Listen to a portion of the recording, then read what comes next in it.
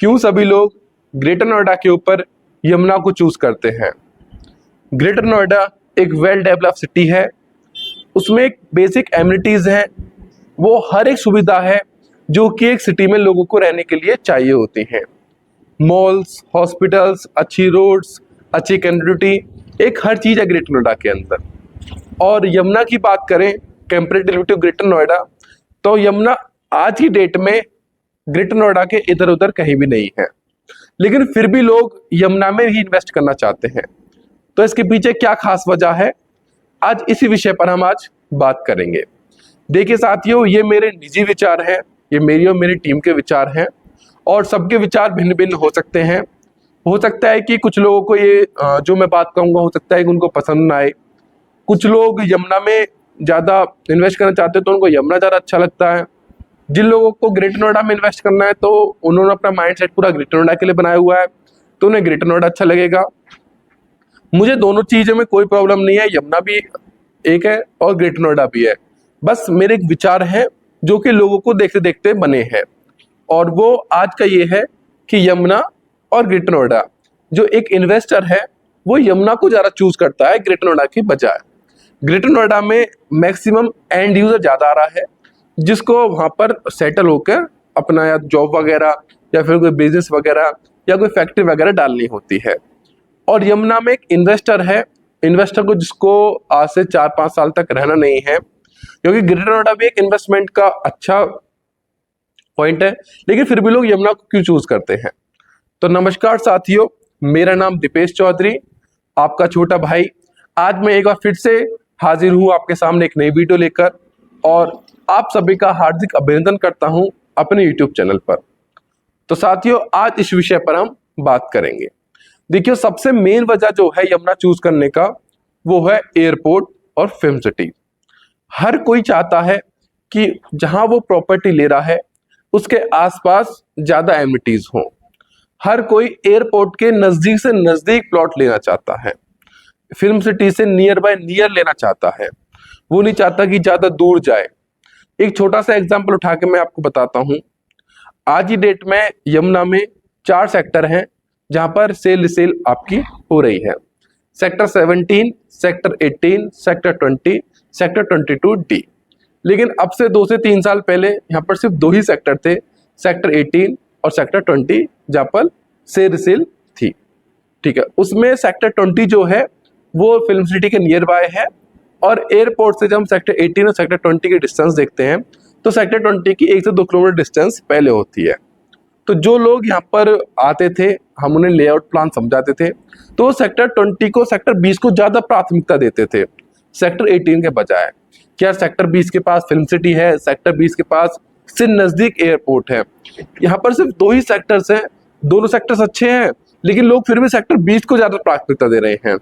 तो सेम यही चीज है, यमुना को हम सेक्टर 18 मान सकते हैं, यमुना को हम सेक्टर 20 मान सकते हैं, और ग्रेटर नोएडा को हम सेक्टर 18 मान सकते हैं। दोनों बिल्कुल ऐसे हैं एयरपोर्ट के बजाय। तो लोग सेक्टर 20 को ज्यादा प्राथमिकता दे रहे हैं, यानी कि यमुना को ज्यादा प्राथमिकता दे रहे हैं, क्योंकि ये airport, sport city, film city और जो यहाँ पर आपका इंडस्ट्रियल हब बना है उसके नजदीक है। ग्रेटर नोएडा में और यमुना में तकरीबन 20 किलोमीटर की डिस्टेंस है, यानी कि यहाँ से सेक्टर 18 जहाँ पर हम बैठे हैं, यहाँ से और परिचौक जाएंगे हम, जहाँ से मेनली ग्रेटर नोएडा स्टार्ट होता है, यहाँ से 20 किलोमीटर का डिस्टेंस है। तो लोगों की मानसिकता बन जाती है कि भाई एयरपोर्ट की जो जितना जिसके पास एयरपोर्ट के जितना प्रॉपर्टी पास होगी और उतना ही हम उसमें ज़्यादा इन्वेस्ट करेंगे तो उसका रेट उतना ही ज़्यादा होगा। लेकिन जब लोग यहाँ पर ग्राउंड पर आते हैं और सेक्टर 18 और सेक्टर 20 घूमते हैं तो उनको सेक्टर 18 ज़्यादा पसंद आता है।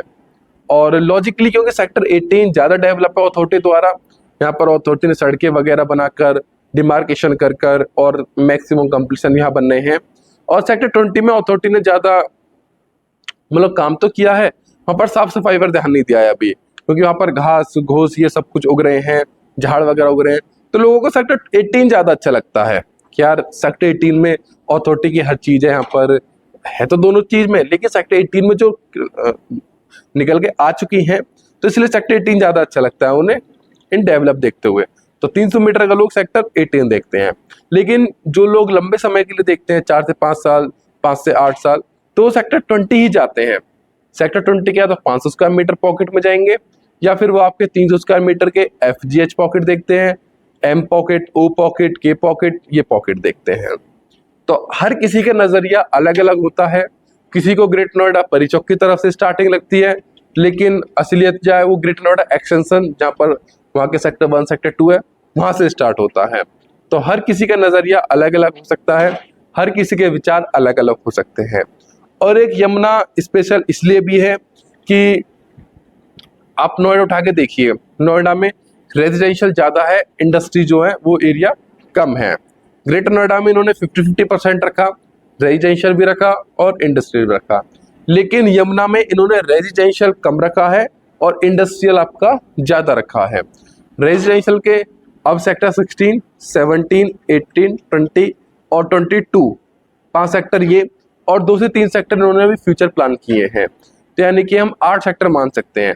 जबकि इंडस्ट्री के इन्होंने तकरीबन 15 से 20 सेक्टर्स हैं जो कि आपके सिर्फ इंडस्ट्री के रहने वाले हैं, और कमर्शियल के आपके 4 से 5 सेक्टर्स हैं, इंस्टीट्यूशनल के आपके कम से कम 5 से 6 सेक्टर्स हैं। तो यहाँ पर इन्होंने इंस्टीट्यूशनल और इंडस्ट्री इन सबको ज़्यादा बढ़ावा दिया है, रेजिडेंशियल इन्होंने यहाँ पर कम रखा है। और जहाँ पर रेजिडेंशियल कम रहेगा वहाँ पर उसकी डिमांड हमेशा ज़्यादा रहेगी। और एक प्लस में ये भी है कि जो इन्होंने यहाँ पर रेजिडेंशियल रखा है वो near by express way, near by film city, near by sports city, near by आपका जो धनौरी में वेटलैंड आ रहा है वो, यानी कि हर चीज़ जो भी एमिनिटीज़ है यहाँ पर वो इस रेजिडेंशियल के नियर बाय है। और कनेक्टिविटी की बात की जाए तो आगे से एक्सप्रेस वे से कनेक्टिविटी मिलती है, और पीछे से आपका 130 मीटर रोड जाके इसमें कनेक्ट होती है। और इन्होंने यहाँ पर 60 मीटर की, आपकी 120 मीटर की, इतनी यहाँ पर इन्होंने सब कुछ रोड्स वगैरह दी है। तो साथियों, मेरा सिर्फ एक विचार आया था लोगों को देखते हुए, तो मैंने अपनी वीडियो के माध्यम से आपके साथ वो साझा करने का प्रयास किया है। कुछ नेगेटिव कमेंट्स भी आएंगी, जो लोग ये कहेंगे कि आप ग्रेटर नोएडा को यमुना से कैसे कंपेयर कर रहे हैं। तो भाई साहब, मैं कंपेयर नहीं कर रहा हूँ, मैंने सिर्फ एक विचार रखा है कि यमुना में लोग ज़्यादा, जब यमुना में आते हैं इन्वेस्टर, तो हम उन्हें दोनों ऑप्शन बताते हैं। वो मतलब पूछते हैं कि यार ग्रेटर नोएडा ज़्यादा अच्छा रहेगा या फिर यमुना ज़्यादा अच्छा रहेगा। हम उन्हें बिल्कुल श्योरली, मतलब लॉजिक वाले बात बताते हैं कि अगर आपको सिर्फ 2 से 3 साल में रहना है, यानी कि अभी रहना है आपको, तो आप ग्रेटर नोएडा देखिए। ग्रेटर नोएडा इन्वेस्टमेंट के लिए भी अच्छा है और आपका रेडी टू मूव है। लेकिन आप अगर आपकी प्योर इन्वेस्टमेंट है, आपको 5, 8, 10 साल यहाँ पर नहीं रहना, कोई प्लान नहीं कर रहे हैं, तो फिर सर आप यमुना देखिए। और जो लोग मतलब रहने का भी विचार बना रहे हैं 5 से 8 साल में, वो भी लोग यमुना देख रहे हैं। और इसी का एक कारण है कि यहाँ के जो छोटे प्लॉट्स हैं, 60 मीटर, 90 मीटर, 120 मीटर, उनका रेट 1 लाख प्लस का हो चुका है। यही एक मेन वजह है, क्योंकि छोटे प्लॉट यहाँ पर लिमिटेड हैं। लिमिटेड होने के साथ साथ जो मैक्सिमम दिल्ली NCR के जो जितने भी लोग हैं, वो सब यमुना में ही रहना चाहते हैं, यमुना की एमिनिटीज़ यहाँ पर सब कुछ देखते हुए। तो आज के लिए इतना ही। आज मैंने सिर्फ एक अपना विचार रखा है। अगली वीडियो में बहुत से कमेंट्स आए मेरे पास कि अनरजिस्टर्ड प्लॉट नहीं लेना चाहिए, अनरजिस्टर्ड में रिस्क है। तो अगली जो वीडियो रहेगी मेरी, वो रहेगी रजिस्टर्ड प्लॉट और अनरजिस्टर्ड प्लॉट के बारे में, और अनरजिस्टर्ड प्लॉट क्या सेफ है या फिर नहीं, डॉक्यूमेंट के हिसाब से भी और आपके ग्राउंड लेवल पर देखते हुए उसके हिसाब से भी। तो आज के लिए मैं आपसे विदा लेता हूँ। नमस्कार सभी को।